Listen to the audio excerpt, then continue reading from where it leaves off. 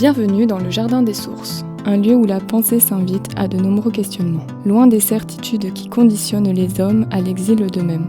Ici, nous cherchons, nous interrogeons, nous écoutons. Car penser, c'est revenir aux sources, celles du langage, de l'expérience, du doute, de l'émerveillement. Animé par un échange entre Pierre et Hugo, un binôme justifié par une curiosité naturelle pour la vie des hommes, ainsi qu'une sincère amitié. Si vous voulez participer à l'émission en nous soumettant vos questionnements, c'est possible. Il suffit pour cela de nous contacter par mail ou via nos réseaux qui se trouvent en description du podcast. Nous tenterons d'intégrer vos questions en fonction de leur pertinence contextuelle. Si vous aimez ce podcast, n'hésitez pas à vous abonner et à le partager. Poussez la porte, le Jardin des Sources vous attend.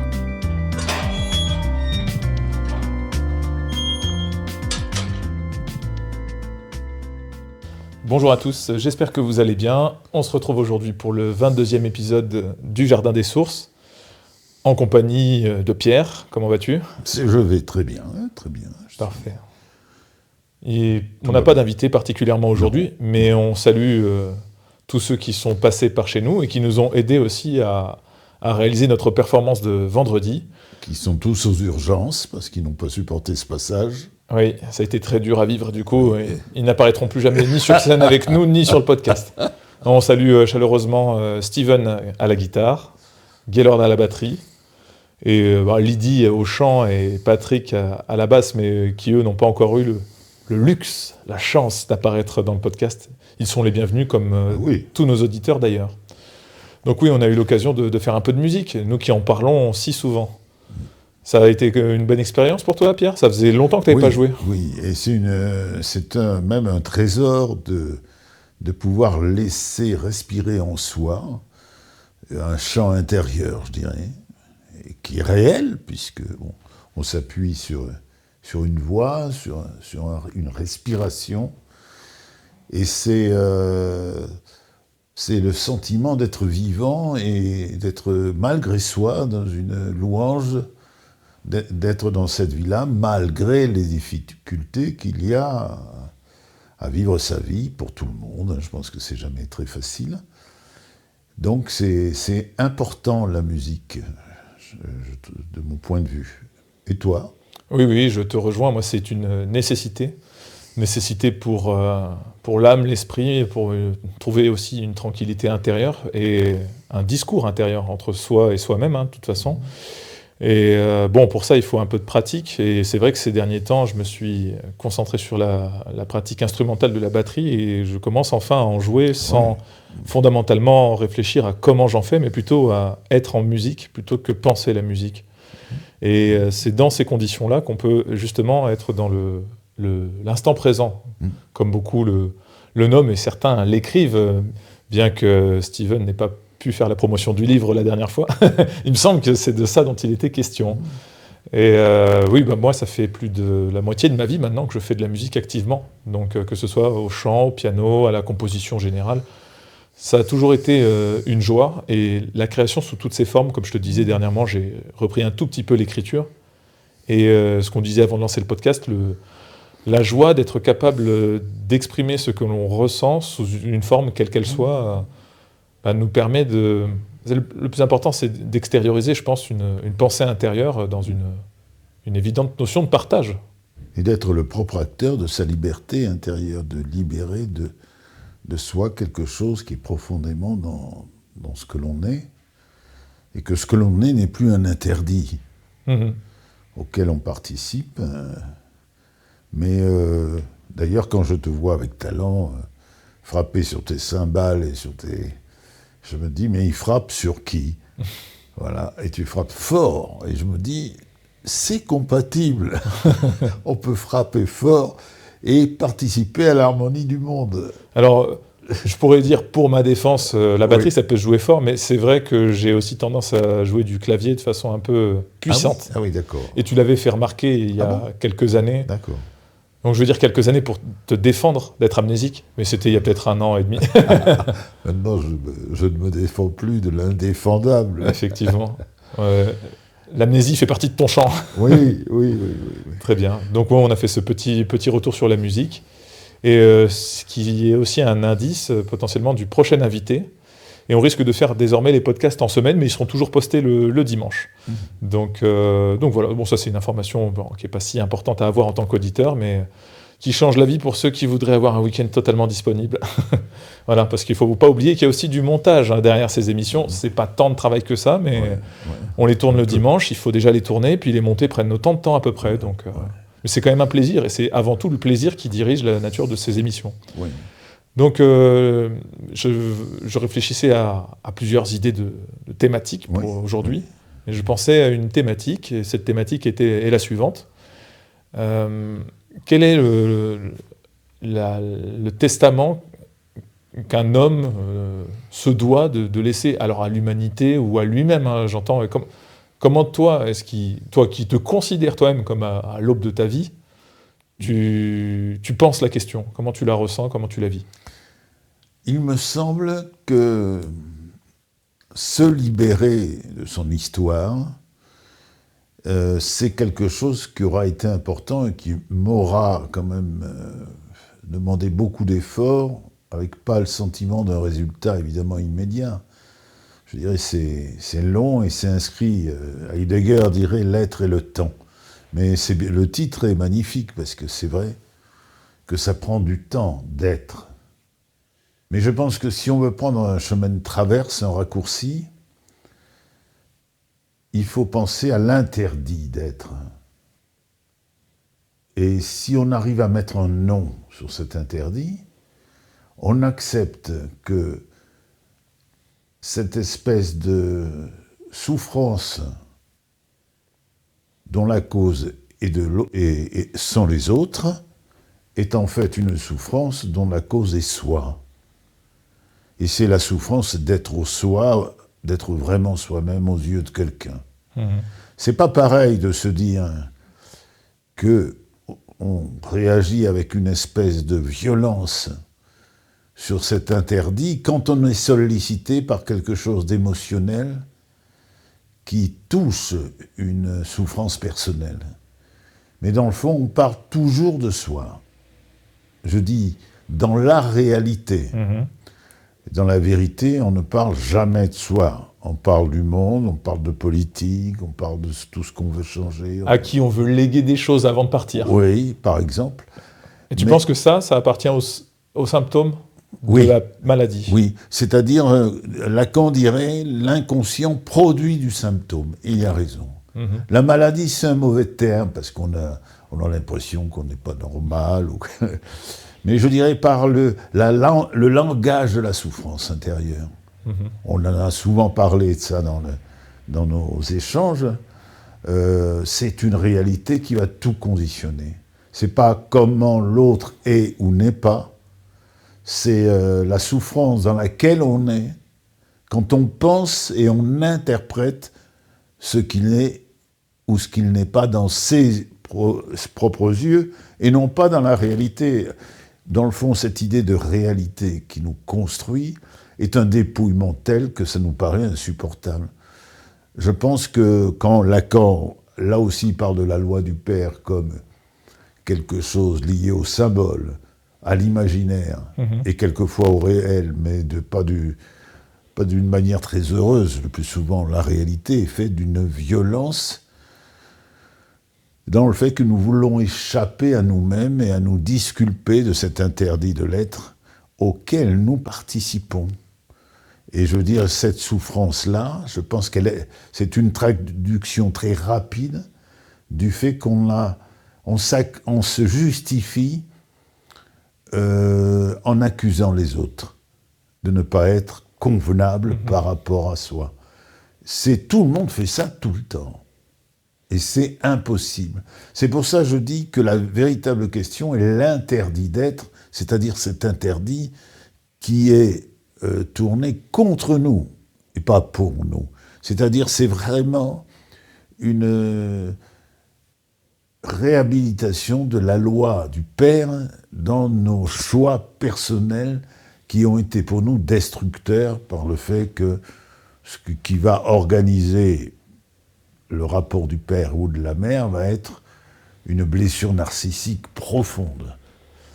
Et qui prendra la forme d'avoir la volonté de changer le monde ou de lui laisser quelque chose Par exemple, si je veux dire changer le monde, c'est une manière de dire qu'on doit changer pour être l'objet attendu par l'autre.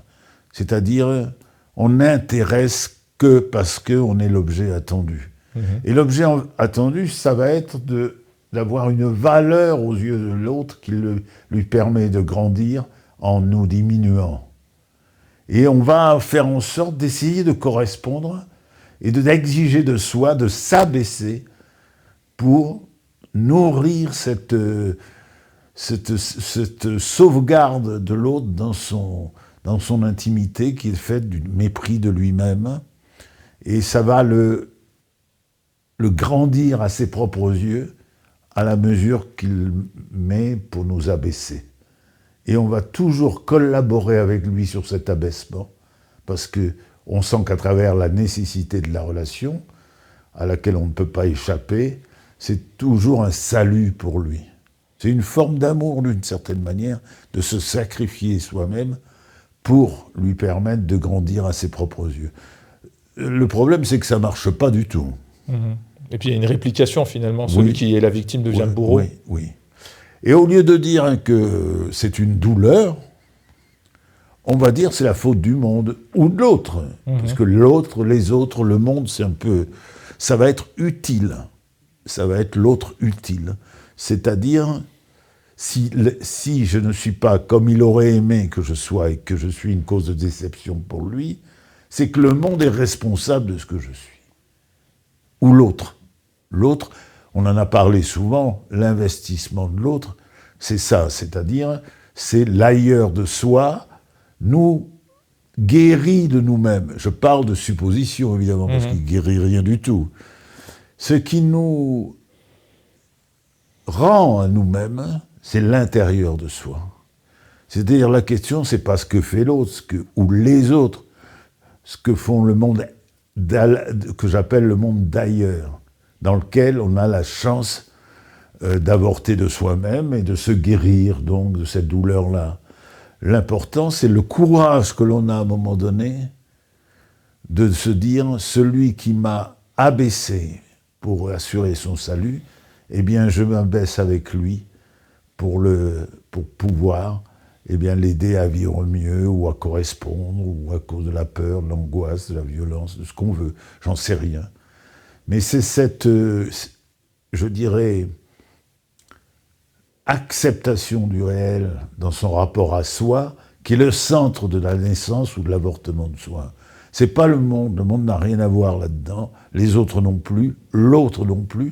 Dans le monde affectif, je peux en témoigner, comme tout le monde, cette chose-là est aiguë et quasi imperceptible. Je l'ai comprise une fois, je veux dire que c'est pas... Je pense que tout se construit dans le maquillage, dans la culpabilité des autres, qui fait qu'on peut évidemment la détourner par refoulement de sa propre culpabilité, en disant c'est pas moi, c'est lui ou elle. Voilà. Et je pense que c'est central, ce face-à-face avec soi, où on prend la décision de grandir à ses propres yeux, et d'être attentif, d'entendre et de voir la merveille que l'on est. Et du coup, sous la forme d'un testament, c'est envers soi-même que l'on doit se rendre ces comptes-là ? Oui. Le testament, en plus, c'est être dépouillé, c'est le serviteur souffrant. C'est si on est croyant, c'est le message évangélique, c'est celui-là. Alors, personne ne l'a entendu, évidemment, puisque toutes les églises, quelles qu'elles soient, qui est le monde des idées, même politiques, se construisent autour de la puissance et de la volonté de puissance, et pas autour de la fragilité. Or, la beauté, je dirais, souvent, que l'on peut rencontrer dans certains épisodes de vie, ça peut être cette espèce de chemin, je veux dire, où nous naissons, inévitablement dans notre fragilité. On ne peut pas être vivant sans être fragile. Alors on peut être fort, mais on n'est plus soi-même. Et beaucoup préfèrent, je les comprends, la force à la fragilité et à la peur. Je crois que c'est prégnant, ça, cette impossibilité d'être. Mais toi, tu as vécu quand même la quasi-intégralité de ta vie en exacerbant les valeurs de force.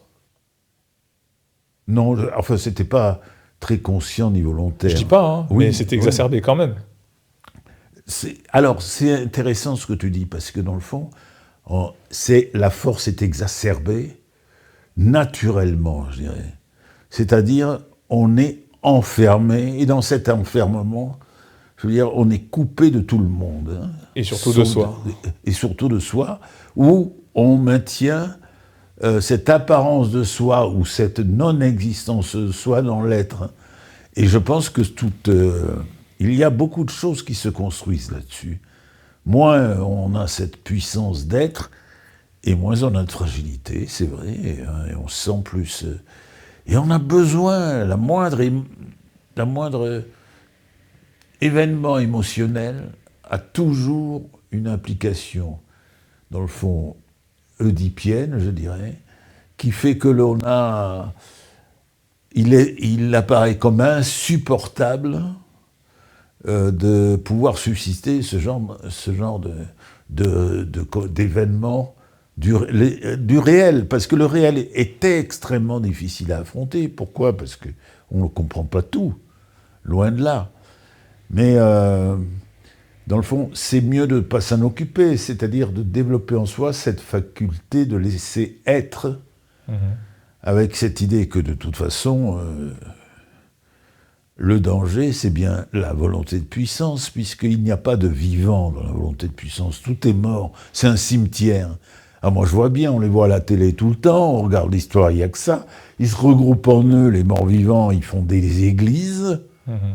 Et conclusion, l'être dans sa beauté disparaît de la possibilité, de la capacité d'être.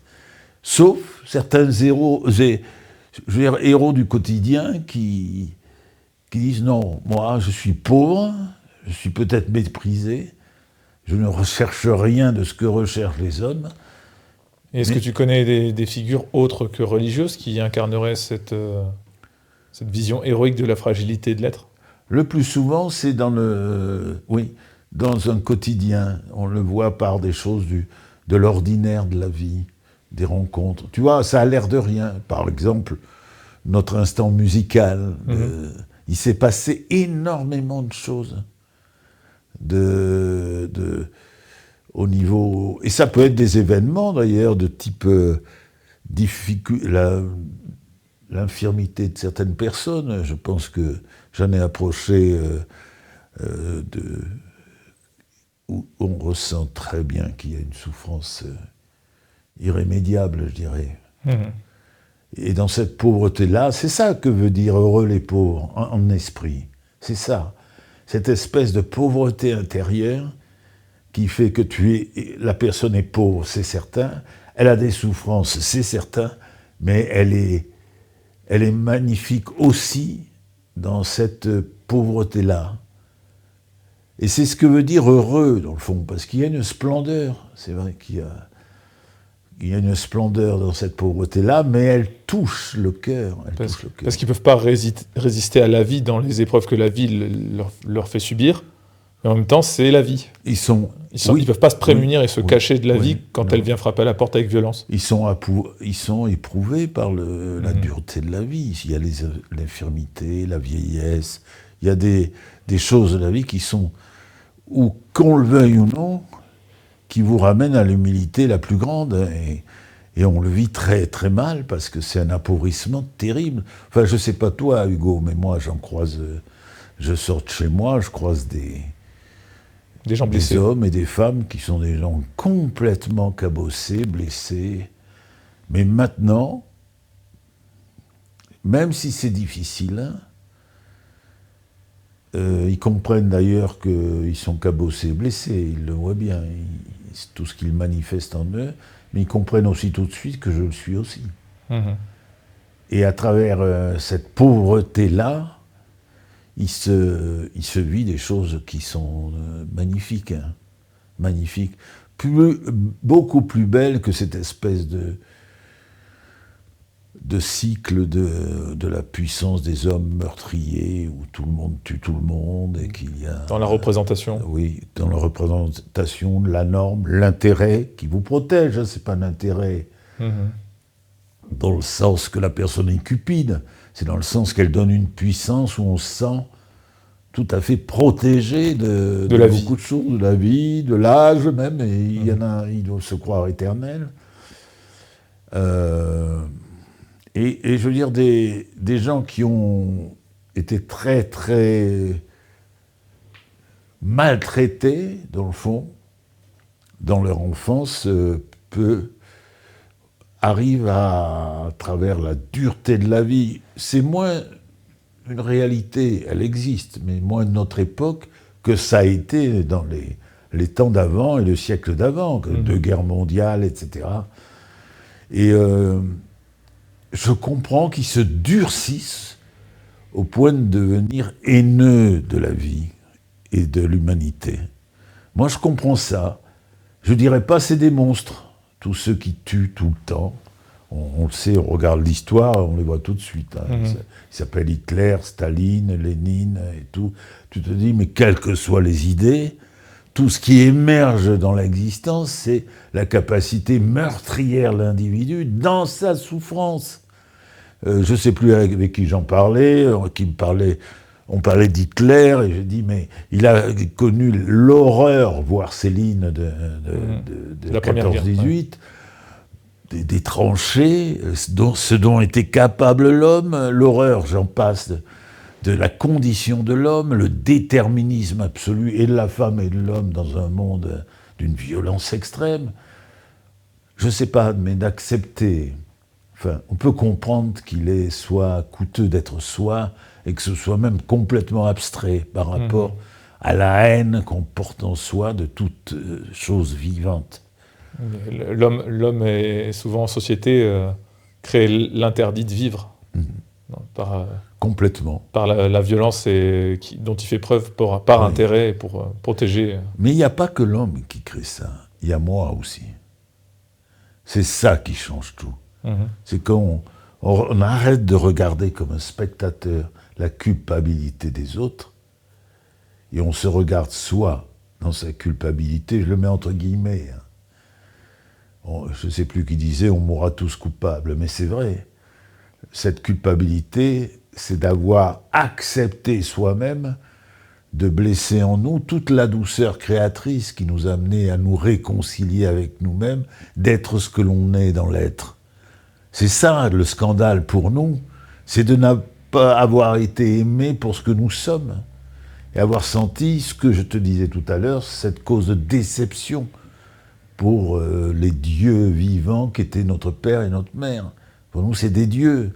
Et on se dit, mais je les comprends. Ils nous ont pas aimés, mais on n'a rien d'aimable. On arrive au mépris de soi.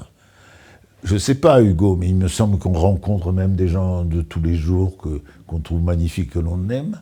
Et j'en ai croisé il n'y a pas très longtemps. On sent que c'est une souffrance d'être eux-mêmes. Oui. Et ça, j'ai trouvé ça touchant. Comme une femme qui paraît ne pas avoir les attraits qu'il faut pour être regardée d'une manière séduisante. Tu vois ce mépris de soi qui va tout détruire. On ne peut pas minimiser la douleur que c'est de ne rien représenter. À ses propres yeux. À ses propres yeux. Tu as dit le mot, oui. Et tout le serviteur souffrant, c'est ça. C'est la beauté de ce texte d'Isaïe. Alors tu m'as dit l'autre jour qu'il avait dit des choses très contrariées. Bon, je n'ai pas pu te répondre parce qu'on n'était pas tout seul. Mais il y a plusieurs Isaïe, c'est attesté par tous les théologiens, qu'ils soient juifs ou qu'ils soient chrétiens. Il y a plusieurs textes, effectivement, qui ne se correspondent pas du tout. Donc on a réuni dans le mot Isaïe un ensemble d'écrits qui ne sont pas les mêmes, en fait. On sait que ce sont des hommes différents qui ont écrit ça. Et donc, qui a écrit Le serviteur souffrant, finalement ? Alors c'est Isaïe, on ne sait pas qui c'est, mais c'est quand même, dans l'histoire, c'est très ancien. Et probablement dans l'histoire de la Syro-Babylonie, où les Juifs étaient... Mais c'est plusieurs dates, date d'écriture, style, enfin ça n'a aucun... Tu l'as souligné, mais tu as raison, bravo pour le théologien Hugo. Je suis tombé dessus par hasard, hein, j'ai pas cherché. Et c'est vrai que on le sent bien, on le voit bien que ça n'a aucun rapport. Mais alors, quel est le premier Isaïe? Quel est l'original? Alors, ils appellent ça, il y a le premier Isaïe, mais il n'y en a pas, enfin, on ne sait pas. Parce que tu parlais de date, donc il y avait bien... il y a ça peut être le 9e siècle avant Jésus-Christ, probablement en Assyro-Babylonie, mais tu n'as pas de certitude, c'est très ancien, moins 900, c'est vieux quand même. Oui. On le sait parce qu'il y a un Isaïe qui a vécu au temps d'Ézéchias, du roi Ézéchias, et on sait à quelle époque il était. Mais ce qui a fait l'analyse des théologiens, qu'ils soient juifs ou chrétiens, sur le fait que c'est plusieurs personnes qu'on a mis sur un seul titre d'Isaïe, ce que les styles, les propos, l'objectif, enfin tout est différent, quoi. Et ce que tu as souligné, bravo pour ton œuvre de théologie, Hugo. Je sens comme si tu avais été touché. Non, je n'ai pas pu te répondre, mais ta réflexion était excellente. C'est vrai, ça a été reconnu par l'ensemble des théologiens. C'est gentil. Il existe plusieurs Isaïe, mais il n'y a qu'un seul Pierre. Oh, hélas. Non, heureusement. Certains diraient heureusement. Oui. Donc, pour revenir à ça, accepter d'être dans l'imperfection passionnelle quand on est touché émotionnellement, et que ça veut dire que c'est toute notre histoire qui nous rattrape dans le fait que on vit extrêmement mal certaines choses dans notre fragilité à nous, et on cherche des moyens de se protéger, de se durcir et de se perdre en fin de compte, ce qui ne marche pas du tout, mais c'est le seul moyen qu'on ait trouvé pour se protéger de soi-même. Qu'est-ce que tu en penses, toi, de ça? Le fait que de l'interdit d'être, même pour nous. Oui, mais on le reconnaît effectivement dans la colère, que tu cites souvent comme étant le sentiment premier qui nous fait fuir de nous-mêmes, et je le concède tout à fait. Parce qu'on sent tout de suite que quand la colère nous habite, toutes les autres médiations créatrices et artistiques nous manquent. Ouais. Et en fait, on brise cette communication intérieure avec soi-même, ce chant dont tu parles. Ouais. Parce que moi, j'ai toujours cette idée du sujet sur le testament, et je me disais, concernant le sujet et tes propos, que, à titre personnel, la copie que j'aimerais rendre à l'issue de ma vie, qui serait un testament que je m'adresserais à moi-même, c'est la volonté d'avoir cherché dans ma vie d'homme une réconciliation face à l'interdit d'être. L'interdit d'être tout simplement heureux et heureux d'être, sans avoir de justification à donner. Parce qu'il y a beaucoup de personnes qui cherchent à être heureux dans l'optique d'une certaine réalisation personnelle. J'ai tout vu, tout obtenu, et donc je suis heureux d'être. Mais ça, c'est un miroir aux alouettes, parce que c'est, comment dire, l'idée qu'on est insuffisant et qu'il y a la nécessité d'un travail de perfectionnement personnel pour enfin devenir quelqu'un à ses propres yeux. Il existe un travail, mais c'est un travail que je considère comme une forme de lâcher-prise. C'est le travail de ne pas travailler, de ne pas se regarder autrement qu'avec amour et bienveillance, sans nécessité d'avoir de compte à se rendre. Et dans la notion de testament, j'estime pas qu'il y a cette notion-là. J'estime qu'il y a une forme de bilan, tout simplement, d'un bilan personnel de sa propre vie. Et je te le concède. Sur l'instant, ça fait exprimer la puissance, c'est toujours un plaisir éphémère, mais on le ressent en soi que ça nous coûte toujours et ça nous éloigne de nous-mêmes sur la durée, parce qu'on a beaucoup plus de mal à retrouver ce fameux champ intérieur dont je parlais précédemment. Et donc, je te rejoins, et puis c'est aussi des idées que tu as pu développer quand on s'est rencontrés les premières fois, qui me semblaient pas superficielles, mais pas à propos de la violence du monde que le monde nous fait subir, et que l'on accepte de subir de la part du monde, dans cette idée de compromission personnelle aussi. Là où toi, tu réfutes la notion de victime et de bourreau, mais que globalement, il y a un consensus général quant au fait de se réduire à à peu de choses dans l'expression de son être pour se prémunir de la dimension affective qui nous habite. Donc, je la comprends, mais c'est pas parce que je la comprends que je la vis. Parce que la vie, et quand je dis la vie, c'est les hommes en général, nous ramènent constamment à cette perte d'innocence. Parce que, pourquoi je dis les hommes ? Parce que j'ai un chaton depuis 2 mois, et lui, il vit dans l'innocence pure d'être. Et quand je le vois agir, en plus il est très expressif, il aime bien jouer, et ben ça me ramène à l'innocence infantile que je pouvais porter en moi avant d'avoir été égratigné par la violence du monde, qui m'a mis dans les dispositions d'être capable de répondre à toute forme d'agression, qu'elle soit d'ordre physique ou verbal. Alors effectivement, je suis un expert en la matière, polyvalent, dans la capacité de pouvoir justement me défendre en attaquant. Et la grande question, c'est après avoir maîtrisé ces différentes formes d'expression de la puissance, quel bonheur cela m'a accordé. Très peu. Bon, ça restera toujours en moi comme la nécessité de me prémunir d'un acte trop violent qui pourrait aussi me faire disparaître. C'est là où je soulève des fois l'idée, tu sais, que on n'a pas le choix que de trouver l'équilibre entre la part de nous que l'on doit abandonner pour se protéger de la violence des autres et la part d'abandon que l'on doit porter en soi pour se protéger soi-même de sa propre disparition. Et c'est cette dualité-là, j'ai l'impression, avec laquelle on doit vivre. Et toi, tu portes en toi, je trouve, dans ton discours, une forme de radicalité dans cette idée de lâcher prise, mais j'ai l'impression qu'elle est plus d'ordre pédagogique à l'échelle de l'émission que l'on a, pour que les gens l'entendent, parce que c'est un discours peu audible et peu entendu, alors que je sais que tu es aussi capable de faire preuve de force et de violence quand il s'agit de te défendre, j'entends. Et tu n'es pas démuni en la matière. Non. Ce que les gens ignorent malgré le fait que tu puisses les mettre en garde d'émission en émission. Mais enfin voilà, c'est un peu ma réponse. Oui, mais c'est une belle réponse, je la trouve magnifique. Mais quand je parle d'impossibilité d'être, je veux dire comment, malgré ce que l'on sait, tu en as un peu parlé, je trouve que c'est tellement vrai, notre pouvoir est minime. Notre pouvoir est minime. C'est peut-être le fait que, dans le fond, ce qui est central dans ma vie, c'est de ne pas être tout seul dans mon cheminement. Il y a une présence, il y a un grand amour, je dirais, à travers une rencontre. Je n'en suis pas responsable, je ne l'ai pas choisi. Mais elle est une force. Tout ça, c'est juste, on peut tout comprendre et rien changer, que ça ne change rien. Ce qui est dominant en nous, c'est nos blessures. Ce sont des plaies ouvertes.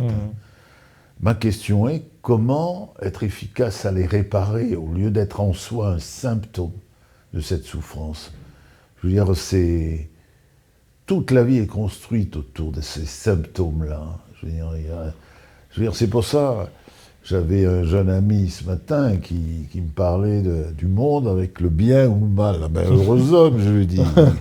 Tu penses que le bien est certainement le bien et le mal est certainement le mal, pour la simple raison qu'on dit que ce sera ainsi. Et j'imagine qu'il est du côté du mal, bien évidemment, quand il le détermine. Et pourquoi ?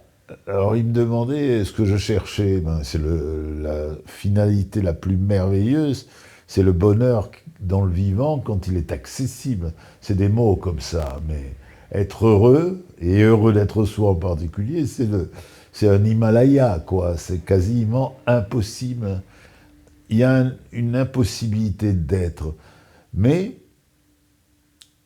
quand tout est perdu, ce qui est, à mon avis, ce qui est vrai, c'est que tout est perdu. Ma question est, qu'est-ce qui peut sauver ce qui est perdu ?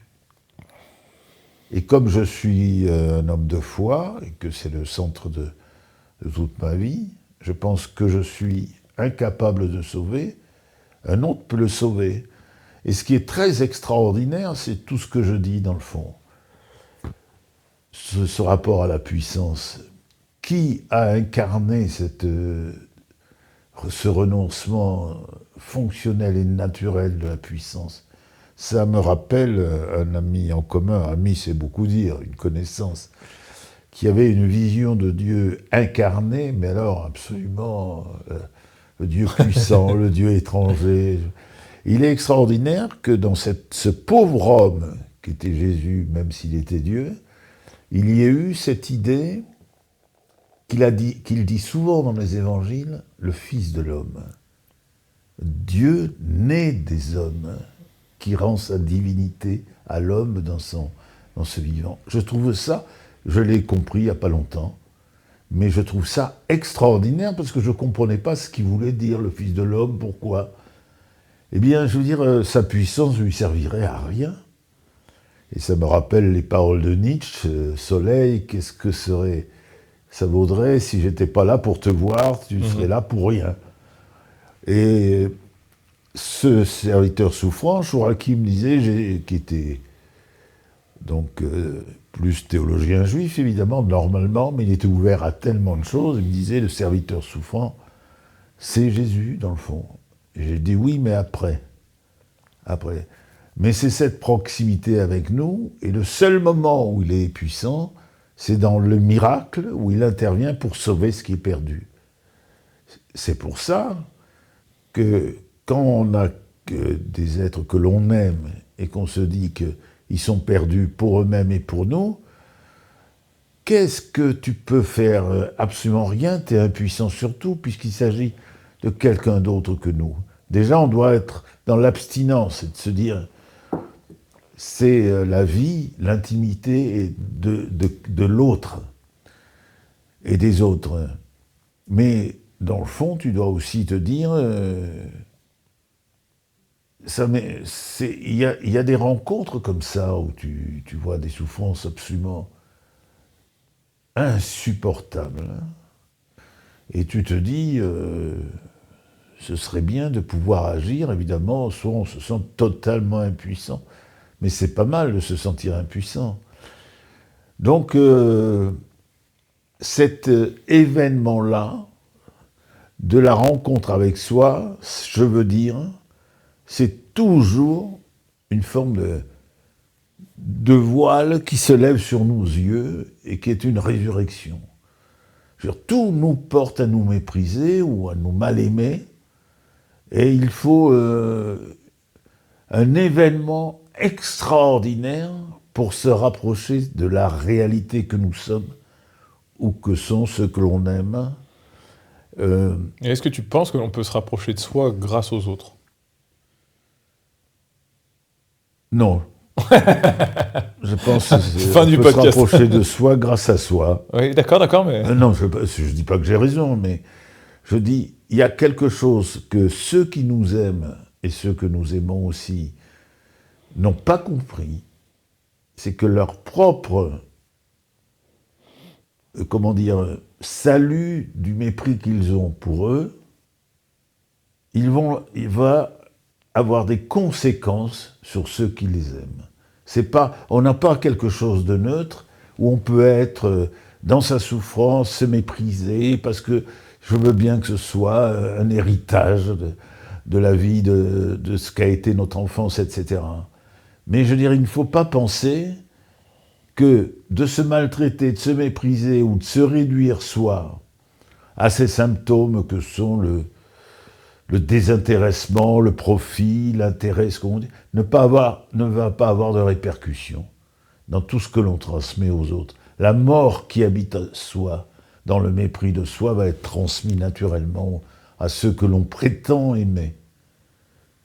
Donc c'est ça rejoint ce que tu disais, Hugo, tout à l'heure, sur cette victoire de se regarder dans cette splendeur-là, qui est toujours, et c'est ce qui le rend dans le fond, avorter très rapidement, une rupture avec la relation qui vous a confirmé dans ce mépris d'être soi-même. Et donc... se séparer du regard de l'autre. Et qu'il ne soit plus présent.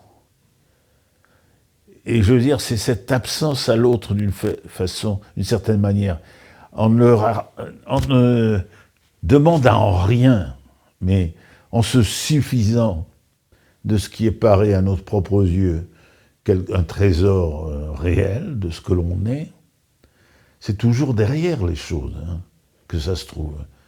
De prendre par la main ce trésor-là et de l'amener à naître une deuxième fois, ce qu'a été notre passé, nos blessures d'enfant, les autres que nous avons croisés, qui nous ont blessés, qui ont utilisé cette filiation pour ce qu'on disait tout à l'heure, se grandir par rapport à eux-mêmes, ce qui ne marche pas du tout, en nous abaissant, eh bien, moi j'appellerais ça une conversion. Oui, vas-y. Sur le plan symbolique, il faudrait qu'on soit capable de pouvoir rédiger son propre testament pour sa propre résurrection, au cours de sa propre vie. Oui. Je dis 3 fois le mot propre. Oui. Mais pourquoi testament ? Parce qu'il faut laisser mourir l'ancien personnage. Alors, ma question est, je te pose la question, il ne va pas mourir comme ça. Non.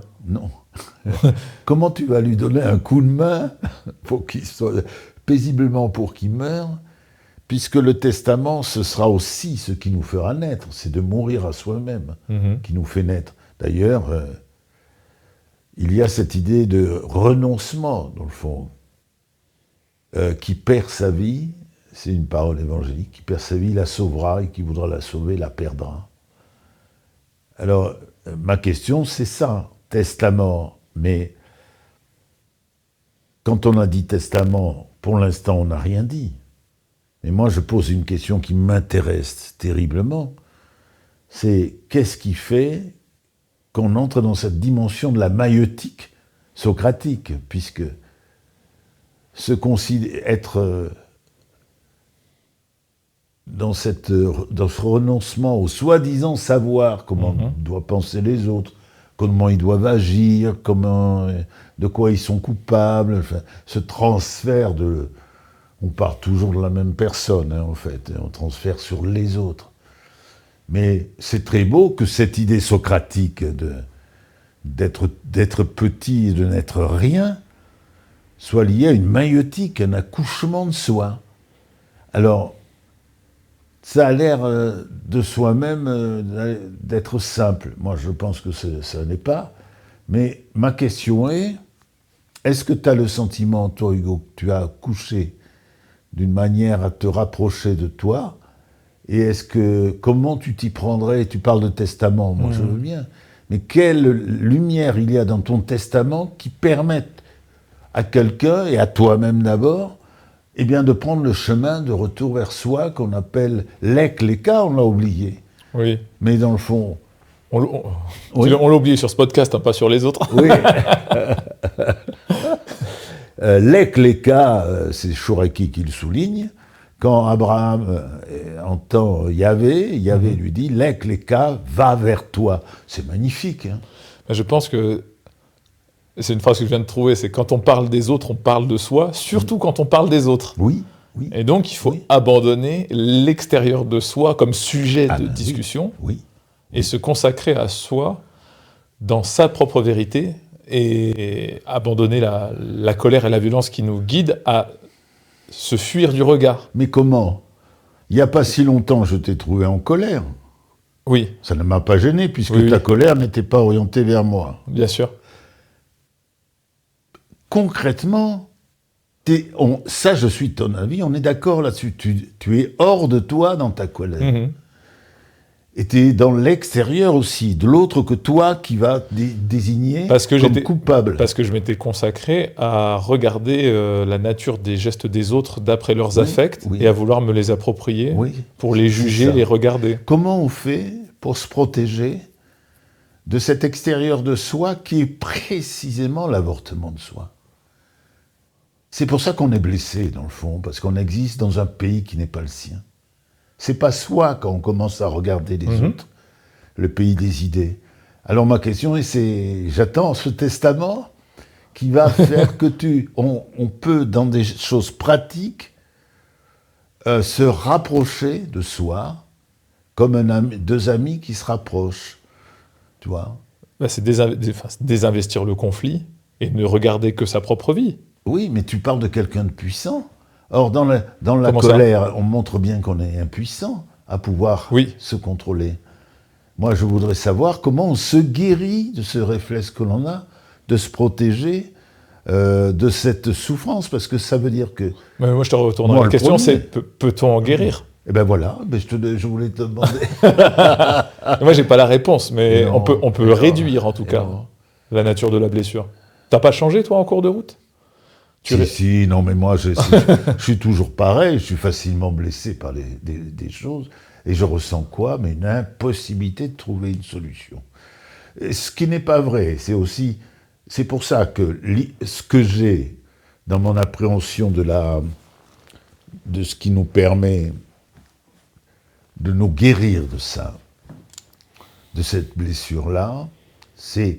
Alors je le prends à l'envers, c'est que je me dis ne plus être spectateur des autres, ni du monde, ne plus avoir d'avis sur ce qui est bien, sur ce qui est mal, sur ce que l'autre doit faire, c'est être très occupé par son présent et de son développement personnel, faire les choses qui vous passionnent, c'est une réponse que je crois avoir. Et c'est la réponse que j'ai appliquée après ma sortie. Et qui a marché. Oui, parce que j'avais autre chose à faire, et des choses à faire qui ne concernaient que moi. Oui.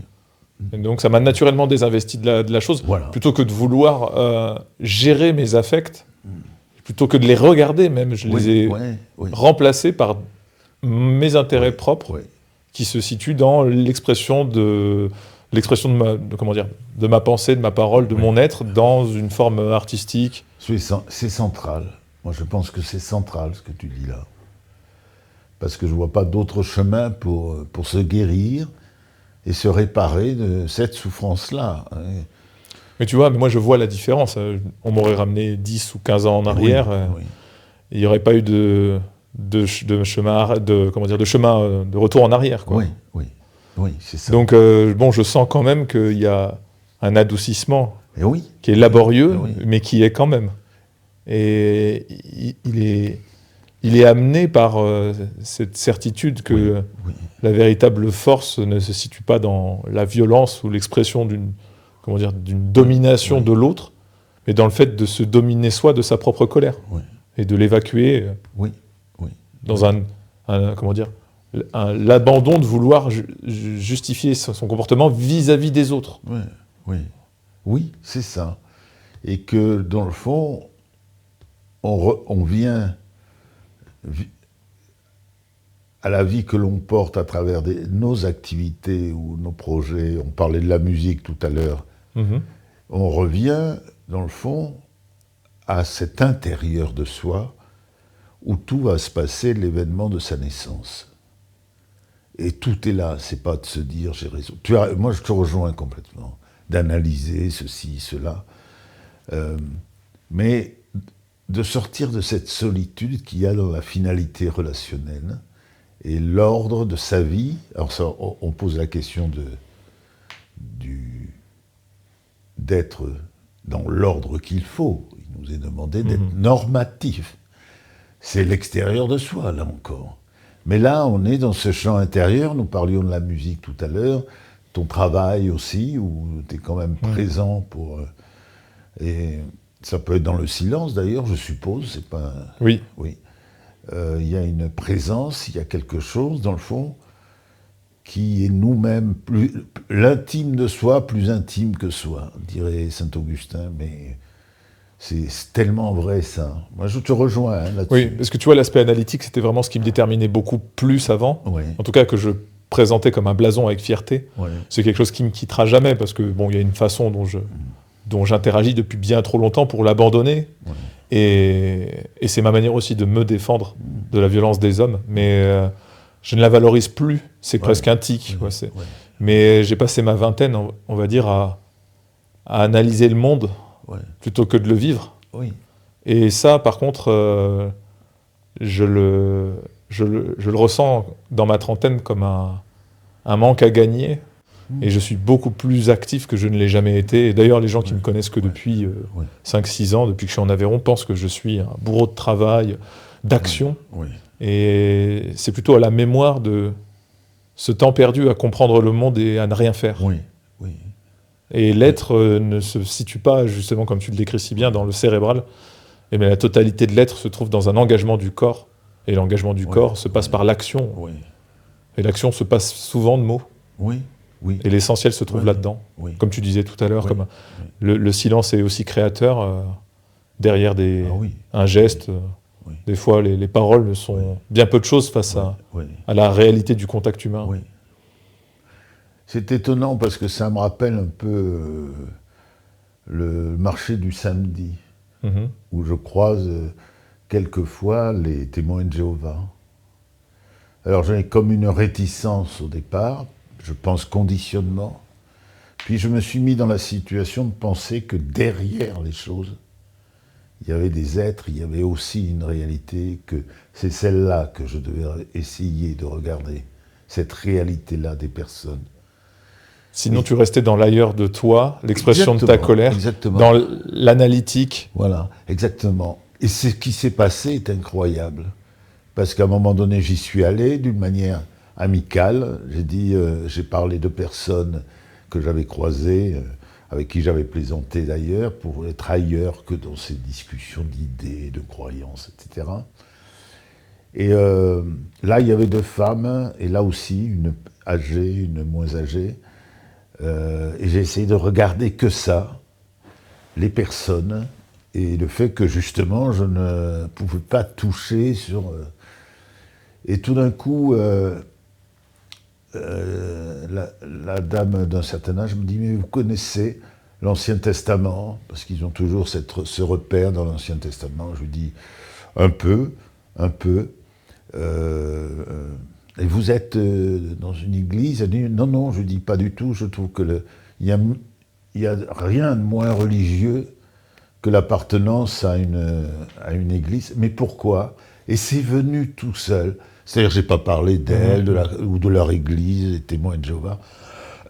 Je leur ai dit parce que une église, à mon avis, est une interprétation erronée de la source auquel ils prétendent se référer. C'est-à-dire, vous parlez du divin, mais c'est quelque chose qui n'est pas évident. Mais dans le fond, votre souci, c'est de dire aux gens, vous ne pensez pas comme il faut. Pour être des gens bien, il faut que vous pensiez ce que je vais vous dire qu'il faut penser. Et c'est de la puissance, de l'intérêt, une manière de se revaloriser peut-être, je le comprends. Mais est-ce que vous pouvez dire que vous regardez religieusement la dimension divine des êtres quand vous leur dites qu'ils ne seront des gens bien que s'ils croient ce que vous allez leur dire qu'il faut croire, faut penser. Et ça a été fait sans agressivité, sans violence, c'est venu tout seul, et j'ai senti qu'ils étaient bouleversés un peu, et qu'ils se sont dit, mais c'est pas d'être de telle ou telle autre église, je leur ai dit d'ailleurs, toutes les églises pour moi, toutes, sont une perversion du messager, qu'on trouve dans la force du vivant, dans la puissance du vivant, à nous faire naître à quelque chose d'incroyable. Comme disait Heidegger, pourquoi tout ça plutôt que rien? La création est quelque chose d'extraordinaire. Et je leur ai donné la phrase magnifique de saint Paul que je trouve merveilleuse, la création tout entière gémit dans les douleurs de l'enfantement. Tout est dit, quoi. C'est beau parce que tout est dit. C'est pas t'appartiens à ceci, t'appartiens là, il faut penser comme ci, comme ça. Mais en nous, il y a une expérience émotionnelle, il y a une vie en nous.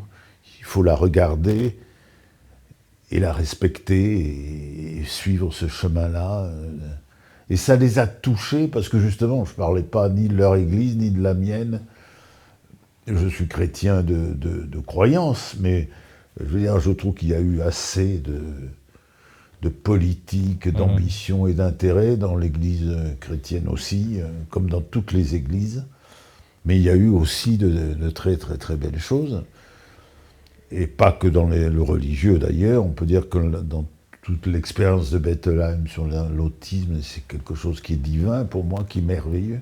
Dans cette expérience terrible, née du camp de concentration, il en a fait quelque chose que je trouve merveilleux. Donc, ça les a touchés, mais moi, c'est parce que aussi j'ai décidé de regarder autrement. C'est un peu ce que tu as dit tout à l'heure, hein, Hugo, tu te référais plus à quelque chose un peu figé sur l'appréciation de ce qu'était quelqu'un, ce qui n'était pas, ce qui devait être. C'est regarder derrière ces choses-là, il y a un mystère qu'il est beau de respecter, parce que...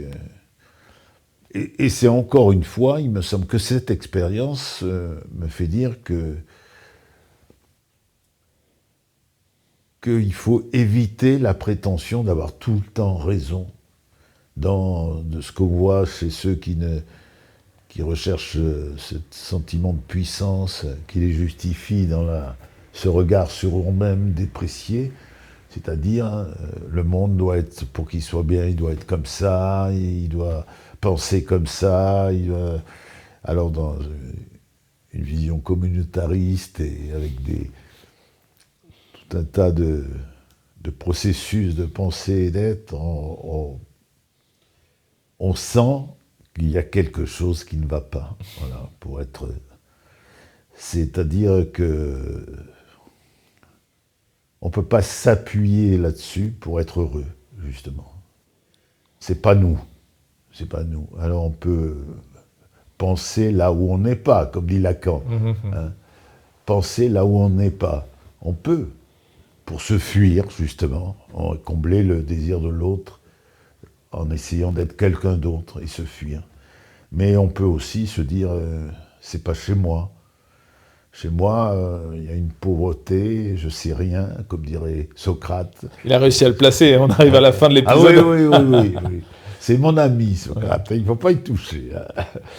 Et donc, c'est le vrai combat, je crois qu'il est là. Il est à renoncer, à se dire qu'on va changer le monde, ou les choses, ou les êtres. C'est ça qu'on doit se léguer. Et oui, mais sous quelle forme? Remarque, tu m'as répondu. Ah ben, je peux encore répondre. Non, mais je trouve que ta réponse, elle a amené une réflexion justement, sur ce pouvoir qu'on a sur nous-mêmes de ne pas être d'accord avec soi. Et que ça nous fait un bien énorme et ça convertit en nous une présence étrangère qui est une présence qui ne nous veut pas du bien, en définitive. Et on retrouve, tu le disais, hein, Hugo, je trouve que c'est tellement juste, ça évacue un peu nos colères, et on revient à la douceur qui nous permet de se réconcilier avec soi, en se réconciliant avec les autres, et en dépassant les zones de violence. Si on peut. Merci à toi. Et merci à toi, Pierre, comme d'habitude. Oui. C'était très sympathique, et puis... on se retrouve, nous, très bientôt pour le prochain épisode, mais qui sera posté donc dimanche prochain. Tout le monde passez un bon dimanche. On espère que vous avez apprécié l'émission. Elle était sympa, je trouve, très dynamique. Oui. Et puis, on se dit à la prochaine. Allez. Salut. Salut. Merci d'avoir traversé ce jardin en notre compagnie. Si vous avez aimé ce podcast, n'oubliez pas de vous abonner, de le liker et de le partager. Pour y participer en nous soumettant vos questions, c'est simple. En description se trouvent nos contacts. Et revenez quand vous voulez. La porte reste entrouverte.